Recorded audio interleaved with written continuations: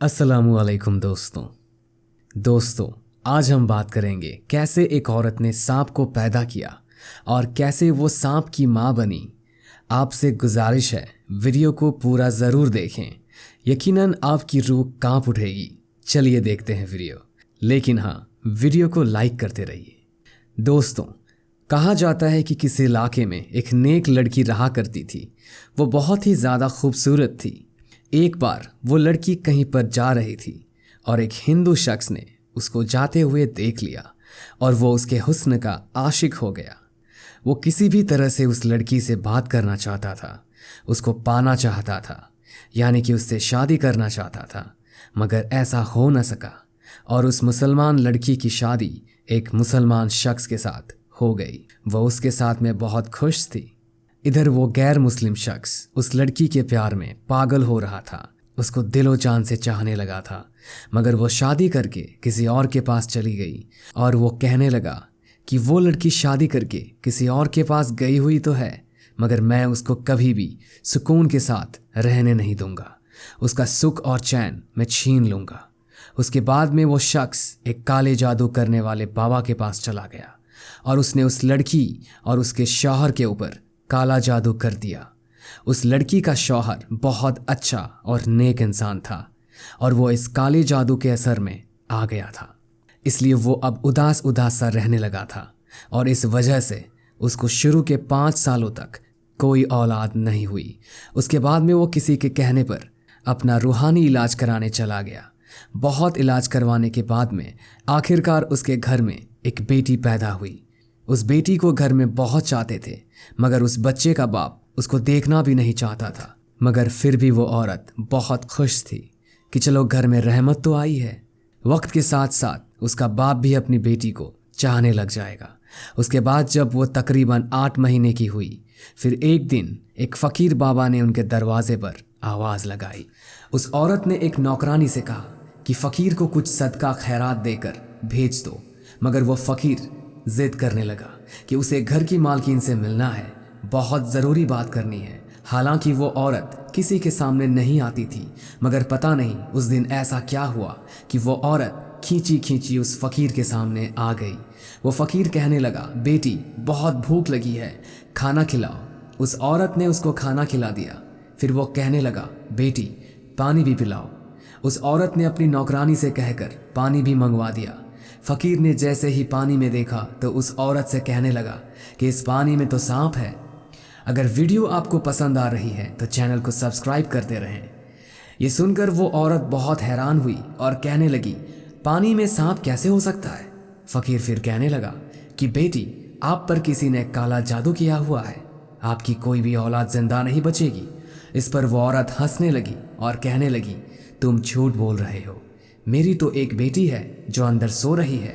उस फ़कीर ने कहा, वो सो नहीं रही है, उसको अंदर जाकर देख लो। ये सुनकर वो औरत बहुत हैरान हुई और जल्दी से अपने घर के अंदर गई और अपनी बेटी को जाकर संभाला तो उसने देखा कि उसकी वो बेटी सच में मरी पड़ी है। उसके बाद में वो वापस दौड़ती हुई घर के बाहर आई, लेकिन तब तक वो फ़कीर कहीं जा चुका था, यानी कि वो फ़कीर वहाँ से गायब हो चुका था। उसके बाद में उस औरत ने सारा वाक़या अपने शौहर को बताया। सब लोग बहुत हैरान थे कि बच्ची की अचानक इस तरह से मौत कैसे हो गई और वो फ़कीर कौन था। लेकिन फिर सब्र तो करना ही था। इस औरत ने भी सब्र किया और अल्लाह के सामने सजदा करते गिड़गिड़ाने लगी, या अल्लाह, मुझसे ऐसा कौन सा गुनाह हो गया है कि मुझसे मेरी खुशियाँ ही रूठ गई है।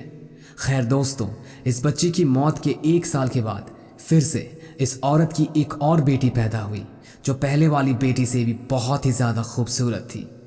वो औरत अपनी इस बेटी को किसी के सामने भी नहीं लाती ताकि उसको किसी की नज़र न लग जाए, क्योंकि वो अपनी एक बेटी को खो चुकी को, इसीलिए वो अपनी इस दूसरी बेटी को खोना नहीं चाहती थी। लेकिन जब उसकी वो बेटी 2 साल की हुई, फिर एक बार वो फ़कीर उस औरत के दरवाजे पर आया और आवाज़ लगाने लगा। जैसे ही उस औरत की नौकरानी उस फ़कीर को सदका खैरात देने के लिए गई और उसको वो पहचान गई और उसने भागते हुए अपनी मालकिन को जाकर बताया। इस औरत को शक हो गया कि कहीं पर यह फ़कीर उसकी दूसरी बेटी को लेने के लिए तो नहीं आया है, इसलिए भागते हुए पहले अपनी बेटी के पास गई। उसने देखा कि उसकी वो बेटी आराम से सो रही है। उसने अल्लाह का शुक्र अदा किया और फिर अपनी नौकरानी से कहा कि उसे सदका खैरात देकर रुखसत कर दो। वो फकीर घर से जाते हुए कहने लगा कि इस घर की मालकिन पर बहुत ही बुरा जादू किया गया है। इस घर की कोई भी औलाद जिंदा नहीं बचेगी। उससे कहो कि अपना इलाज करवाए। इस तरह से कहकर वो फकीर वहां से चला गया। उस फकीर की ये बातें सुनकर वो औरत रोने लगी। ये देखकर उसकी नौकरानी अपने मालिक के पास यानी कि उस औरत के शौहर के पास गई और उसको बुला कर लाई। उसका शौहर एक घोड़े पर बैठकर अपने घर पहुंचा। जैसे ही वो घोड़ा उसके घर के अंदर दाखिल हुआ तो अजीब हरकतें करने लगा। वही उस घर के आंगन में अपने पैरों से गड्ढा खोदने लगा।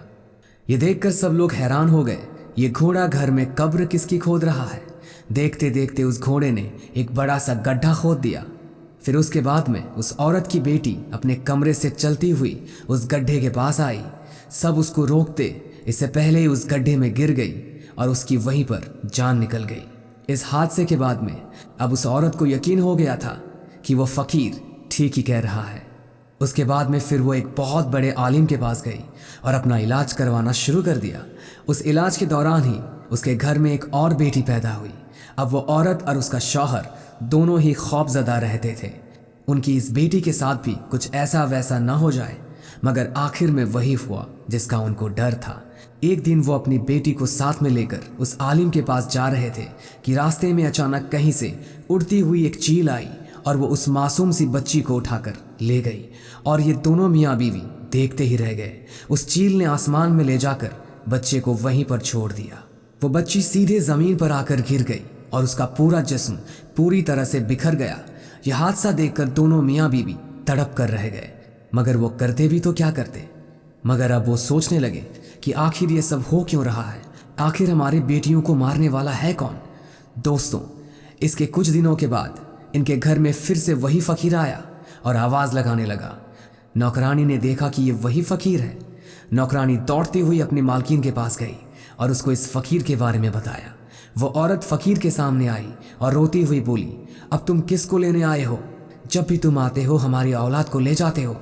अब तो मेरे पास में कुछ बचा भी नहीं है, अब तो मेरी गोद भी खाली है।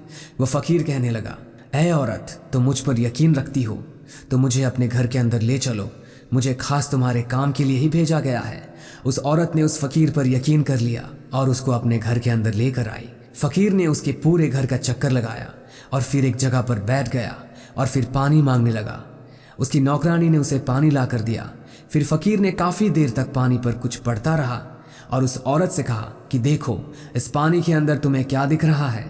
जैसे उस औरत ने उस पानी के अंदर देखा तो एक जोरदार चीख मारकर पीछे हट गई, क्योंकि उस पानी में एक काला बड़ा सांप कुंडली मारे बैठा हुआ था।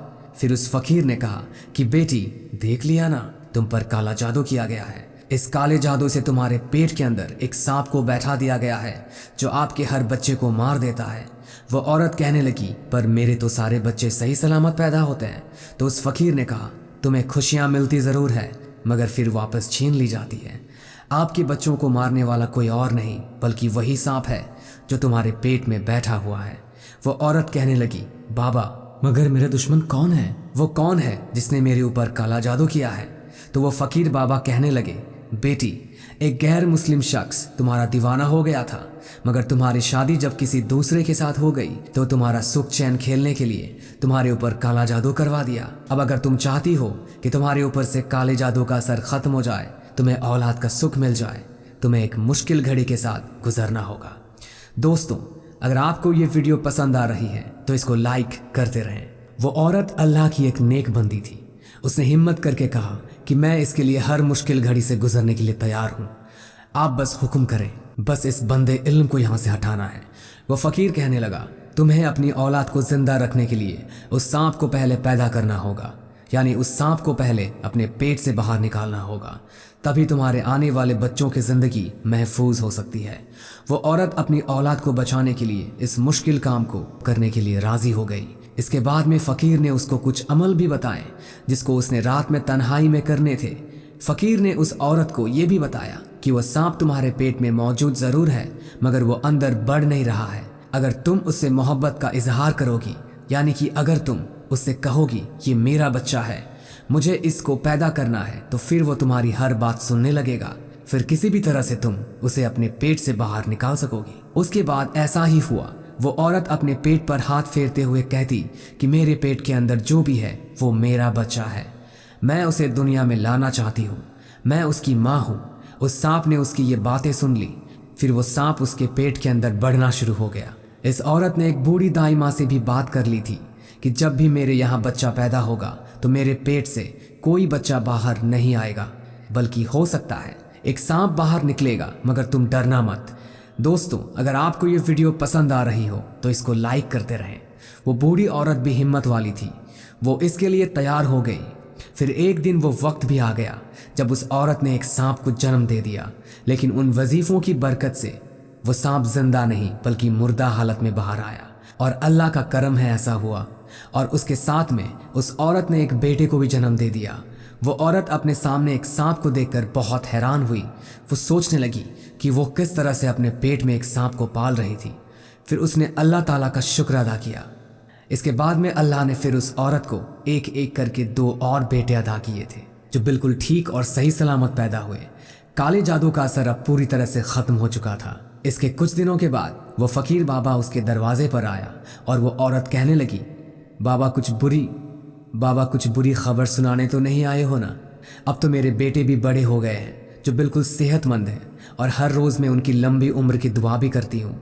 तो ये सुनकर फ़कीर बाबा ने कहा, बेटी, इस बार मैं तुम्हें कोई बुरी खबर नहीं बल्कि अच्छी खबर सुनाने आया हूँ।